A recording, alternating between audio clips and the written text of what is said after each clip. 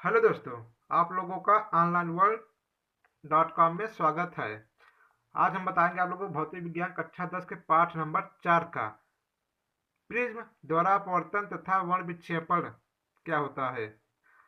उससे पहले जो बच्चे हमारे चैनल पर नए हो, चैनल को सब्सक्राइब करिएगा, बेल आइकन को प्रेस करिएगा, जिससे कि हमारा नए वीडियो का नोटिफिकेशन सबसे पहले आपके पास पहुंचे। जी हाँ दोस्तों,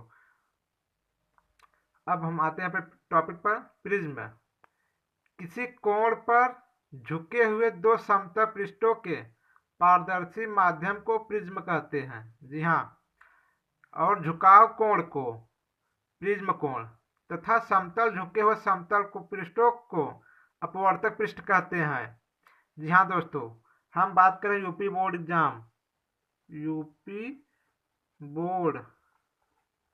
एग्जाम की 2023। जी हाँ दोस्तों, ये देखिए, ये हमारा प्रिज्म का डायग्राम है। ये क्या है? प्रिज्म का डायग्राम। ये दो क्या है? समतल पृष्ठ है। ये दो क्या है? एक इधर एक इधर। ये क्या? समतल पृष्ठ है जो एक बिंदु पर क्या है? झुके हुए हैं। और ये झुकाव कोण को क्या कहेंगे? प्रिज्म कोण। क्या कहेंगे? प्रिज्म कोण। और झुके हुए समतल पृष्ठ को क्या कहेंगे? अपवर्तक पृष्ठ। क्या कहेंगे? अपवर्तक पृष्ठ। ये भी है और ये भी अपवर्तक पृष्ठ है। ये क्या है? प्रिज्म का आधार। जी हाँ दोस्तों, फिर आते हैं नए टॉपिक पे। प्रिज्म द्वारा अपवर्तन। प्रिज्म द्वारा अपवर्तन जब किसी विशेष रंग की प्रकाश किरण प्रिज्म के अपवर्तक पृष्ठ पर तिरछी आपतित होती है तो वह पृष्ठ द्वारा अपवर्तित हो जाता है। यदि प्रिज्म पतला हो तो अपवर्तित किरण आधार के समांतर हो जाती है। तत्पश्चात प्रकाश किरण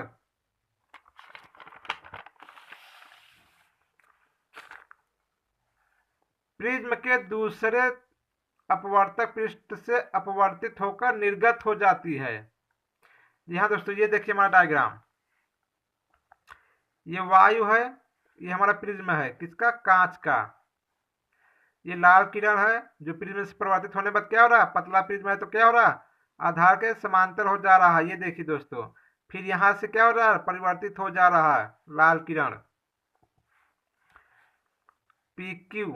पी क्यू क्या है? आपतित किरण है। क्या है? आपतित किरण। क्यू आर, ये देखिए क्यू आर क्या है? अपवर्तित किरण जो प्रिज्म से अपवर्तित हो रही है, समतल पृष्ठ पे पड़ रही है जो लाल किरण, वो पृष्ठ से क्या हो रहा है? अपवर्तित हो जा रही है। आर एस, आर एस क्या है? ये आर एस निर्गत किरण है। जी हाँ दोस्तों, फिर आते हैं दोस्तों अपने प्रिज्म के पदार्थ के अपवर्तनांक तथा अपवर्तन में संबंध। लेंसों की फोकस दूरी का सूत्र होता है 1/f equal to n minus one, बड़े ब्रैकेट में 1/r1 माइनस 1/r2। यदि 1/r1 माइनस 1/r2 नियत हो तो 1/f directly proportional to n minus one. जी हाँ दोस्तों, अब f equal directly proportional to 1/n minus one, तो क्या हो जाएगा? n minus one equal to क्या? 1/f। ये देखो दोस्तों, ये फार्मूला निकला।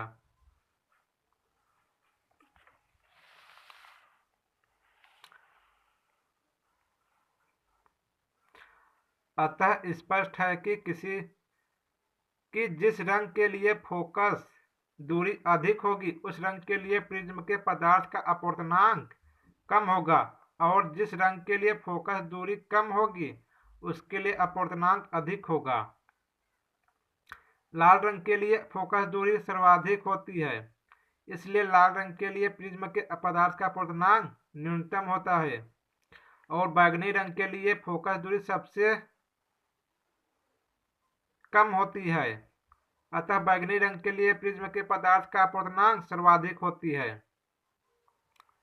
जी हाँ दोस्तों, बैंगनी रंग के लिए प्रिज्म के पदार्थ का अपवर्तनांक सबसे अधिक होता है, इसीलिए सबसे अधिक अपवर्तन बैंगनी रंग का होता है। जिसके कारण बैगनी रंग प्रिज्म के आधार की ओर होता है। जी हाँ दोस्तों, ये देखिए ये वायलेट, इधर श्वेत किरण जाएगी तो इधर रंगों में, ये देखिए दोस्तों ये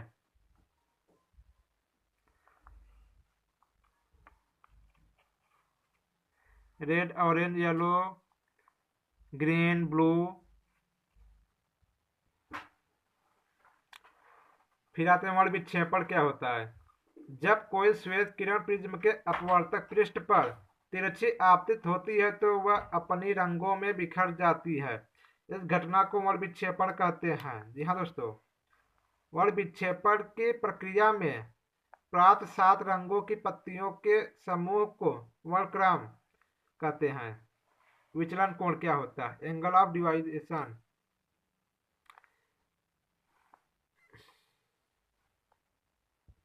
जी हाँ दोस्तों, विचलन कोण एंगल ऑफ डिवाइडेशन प्रिज्म के अपवर्तक पृष्ठ पर आपतित किरण तथा निर्गत किरण के बीच बने कोण को विचलन कोण कहते हैं। इसे डेल्टा से प्रदर्शित करते हैं। जी हाँ दोस्तों, डेल्टा, ये सिंबल है डेल्टा का, डेल्टा से प्रदर्शित करते हैं। जी हाँ दोस्तों, ये हमारा प्रिज्म है, ये देखिए ये आपतित किरण है, ये निर्गत किरण है, ये हमारा क्या है? विचलन कोण, जिससे हम कैसे प्रदर्शित करते हैं? डेल्टा से। विचलन कोण, न्यूनतम विचलन कोण, कौन सा? न्यूनतम विचलन कोण आते हैं। फिर प्रिज्म के अपवर्तक पृष्ठ पर आपतन कोण का मान बढ़ाने पर विचलन कोण का मान घटता जाता है और एक विशेष आपतन कोण पर विचलन कोण का मान न्यूनतम हो जाता है। इस विचलन कोण को न्यूनतम विचलन कोण कहते हैं। इसे डेलियम से प्रदर्शित करते हैं। न्यूनतम विचलन कोण प्राप्त होने पर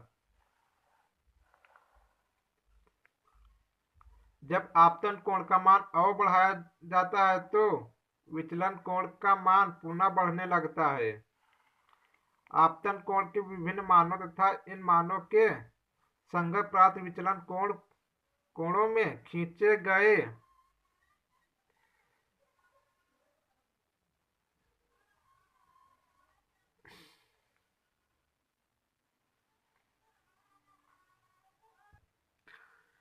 प्रिज्म के पदार्थ के अपवर्तनांक n, प्रिज्म कोण a तथा न्यूनतम विचलन कोण डेल में संबंध n equal to sine bracket में a plus del m by 2 upon sine a upon 2, जहां n क्या है? प्रिज्म के पदार्थ का अपवर्तनांक, a क्या है? प्रिज्म कोण, डेलियम क्या है? Delta m। न्यूनतम विचलन कोण, यदि प्रिज्म पतला हो तो, यदि प्रिज्म क्या हो? पतला हो तो sine a plus sine m upon 2 equal to a plus del m by 2, क्या होगा? Sine a by 2 equal to a by 2।